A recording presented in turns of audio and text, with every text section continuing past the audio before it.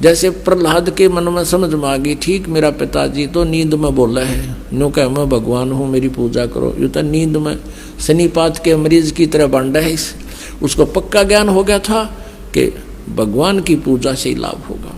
तो उसने सैकड़ों यातनाएं दी अपने पुत्र को, लेकिन प्रहलाद टस से मस नहीं हुआ।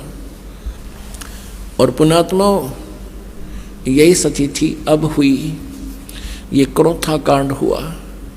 इसका कारण यही था कि नकली संतों ऋषि आचार्यों की दुकानें बंद होने के कागार पर आ गई।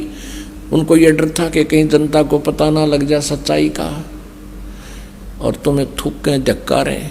अगर तुम इसे आचार्य थे, तुमने कह का भी नहीं पता कहाँ के गुरु थे। उन्होंने राजा और प्रजा को भ्रमित करके कितना जुल्म ढा दिया, कितनी झूठ बोल दी, कितनी बकवाद कह दी कि वहाँ ऐसा होता है ऐसा होता है। लेकिन आप जी प्रहलाद के रोल पर थे। आपने उस समाज और उस झूठे आचार्यों की और इस झूठे मीडिया की कतई नहीं सुनी। आप टस से मस नहीं हो सके आपने प्रहलाद वाला रोल किया है। नहीं इतनी बुंडी सुनकर घर के भी दूर भाग जाए जो हमारे बारे में अफवाहें फैलाई। तो पुण्यात्माओं, यह परीक्षा थी परमात्मा की कि मेरे बच्चे मुझे कितना पहचान सके हैं। क्योंकि 1994 से लेकर 2006 में युकांड हुआ था। 1994 से लेकर 2006 तक 12 वर्ष लगभग हो गए। इन 12 वर्षों के अंदर परमात्मा ने ये देखना था कि ये बच्चे मुझे कितना पहचान चुके हैं। क्योंकि आज से 600 वर्ष पहले परमात्मा ने एक परीक्षा की थी।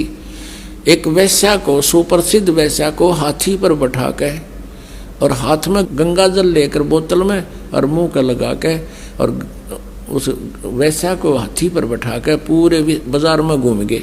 जब 64 लाख शेष हो गए थे परमात्मा के, तो परमेश्वर कबीर जी ने देखना चाहा था कि ये मुझसे कुछ परिचित भी हैं या सुख ही नहीं मिल रहे हैं इसलिए मुझे भगवान मान रहे। तो उसमें क्या हुआ कि सभी के सभी इस लीला को देखकर 64 लाख के 64 लाख भगवान से विमुख हो गए। लोक वेद सुनकर दुनिया कहने लगी, देख थारे गुरुजी ने कितने निकम्मे हैं, ये कैसा जुल्म कर रहे हैं, सरेआम वैश्यावर्ती कर रहे हैं, शराब पी रहे हैं, वैश्या को साथ लिए। अब वो मूर्ख थे।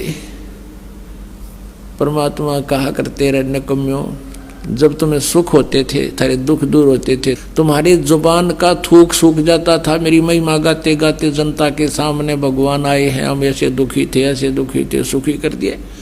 और आज मैं इतना गंदा हो गया कि शराब भी पीऊँ और वैश्यावर्ती भी करूँ, तुम्हारी इतनी बुद्धि भी काम नहीं करी, जाओ पड़ो बाढ़ में। यही देखना चाहो थे परमात्मा। तो पुण्यात्माओं, आज उससे भी बुरे आरोप हम पर लगाए, लेकिन मेरे बच्चा एक भी टस से मस नहीं हुआ, क्योंकि ये परिचित हो चुके थे भगवान से। तो इस शिक्षा का हमें ये लाभ हुआ है कि हम भगवान को पहचान रहे हैं। यह परीक्षा थी। और अब देखना ये विस्तार कितनी स्पीड से विश्व में जाएगा।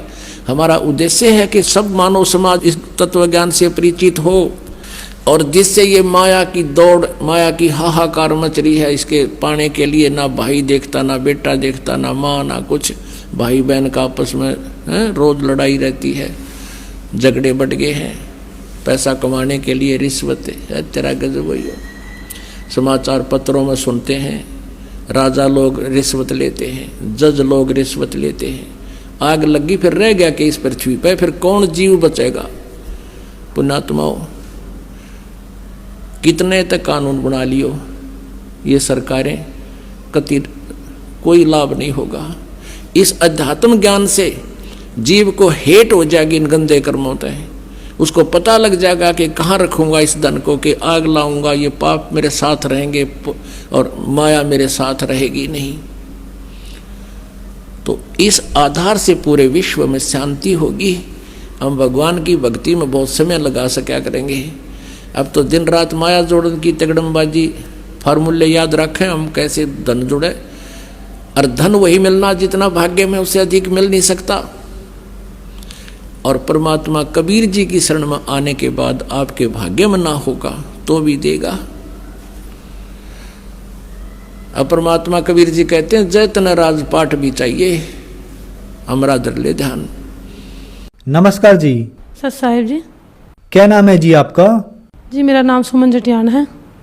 बहन जी आप कहाँ से हैं? जी मैं कपाल मोचन, जिला यमुनानगर, हरियाणा से। संत रामपाल जी महाराज की शरण में आप कब आए?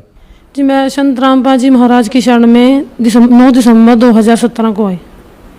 संत रामपाल जी महाराज की शरण में आने से पहले क्या आप कोई भक्ति साधना भी करती थी? संत रामपाल जी महाराज की शरण में आने से पहले मैं देवी देवताओं की भक्ति करती थी और पितृ पूजा करना, सोमवार के व्रत रखना, देवी की मतलब दुर्गा की पूजा करना या फिर शाम जी के जैसे एकादशी के व्रत रखना, ये सब पूजाएं करते थे। इन सभी भक्ति करने से मेरे को कोई लाभ नहीं हुआ। हमारे घर में बहुत ज़्यादा क्लेश रहता था।